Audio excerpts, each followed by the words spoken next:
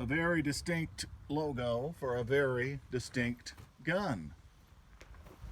This is the Ruger Blackhawk, first introduced in 1955.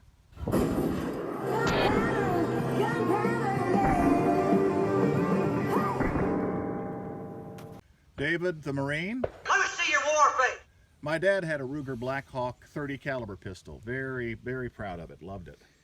Yeah, that gun had a 7.5-inch barrel, and they made a lot of those because the 30 carbines were surplus, and therefore a lot of surplus 30 caliber ammo was there.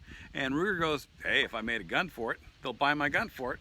And they did. That's exactly why Dad bought that, That's because right. he did not like having one ammunition for one gun. He wanted several guns with the one ammunition. Right, and that's an age-old idea that goes back, you know, a short gun and a long gun, you know, shooting the same ammo, and that's pretty handy. This is a Ruger 357 Blackhawk, first introduced in 1955. This is the 50th anniversary model of that. It was the first modern single action made. What made it different from the Colt was this has coil springs as opposed to flat springs, which are prone to breakage. And these had music wire springs, and they just never break. They just keep going and going. And since 1955, they've been making this gun. And it was also due to the popularity of the Western television shows. Yeah, that were all over the place. 1955 was the peak of the TV Western, and everybody wanted a Western gun. And he put a little ad in Argosy magazine, if you remember that. Inch-high ad, had a little picture of it, and he was deluged with orders. And first revolver Ruger made, and it makes it to this day still. Yippee-ki-yay! Shut your mouth. I'm just talking about the gun. Another improvement this gun had over the Colt, it had adjustable sights that you can see and adjust, you know, for your load.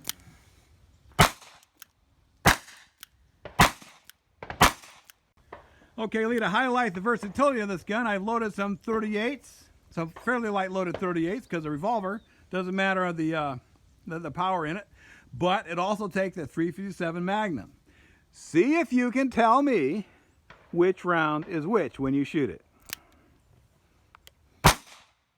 What was that? 38.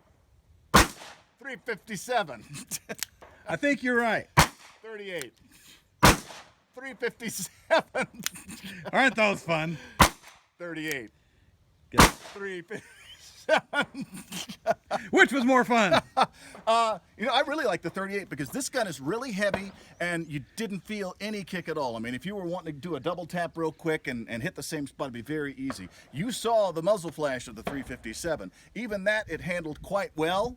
Better than most 357s I've had that come back onto your hand and hurt. That's one advantage of the single action plow grip design. It lifts the gun up, it kind of rolls back, and so it doesn't come back into the web of your hand. So it makes I think there's added weight here too. Right. Yeah. So it's fun to shoot that gun with the hot loads, I think. All right, now you play the little game. All right. Magnum. Magnum. Magnum. I like Magnum. Magnum. Headshot. Magnum. And that's another thing, it's a single action. Right, you got to cock the hammer for each shot, so it's not going to go off until you cock that hammer and pull the trigger. So you got to do both those things to make it happen. Are these guns still available new, or? The anniversary model came out in 2005, because 50 years after 1955.